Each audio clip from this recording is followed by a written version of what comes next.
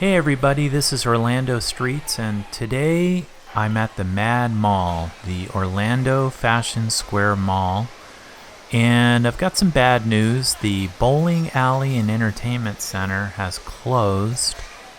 Well, really, it closed about 9 months ago, but hey, I'm just getting on this now. Still, I think that's kind of sad. The reviews of that place were not good. People complained that they were paying full price for really a rinky-dink bowling alley, and they said that the bar area was just really crummy service. So we're taking a look at it. It's just straight ahead, you can see, behind that lady with the red shorts, and I'll get closer here. You see the blacked out areas, just kind of curtains that they put up to cover the doors, and over on the side they covered the windows with they blacked them out. I don't think I got video of that, but here you can see a little bit closer. And I just think it's kind of sad.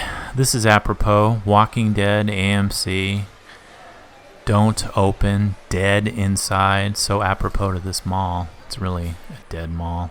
Okay, and this is the area where they're building the Orchard Supply Hardware store, which will never open, and here's a clip. Lowe's Companies has decided to shutter all 99 of its Orchard Supply hardware stores, even as the brand was expanding in Central Florida. The company said it came to the decision in order to focus on its core home improvement business. Orchard Supply has 2 Central Florida locations in Winter Park and Dr. Phillips, and was building a third at Orlando Fashion Square Mall. So that's about it. Thanks for watching. I'll see you next time. Bye-bye.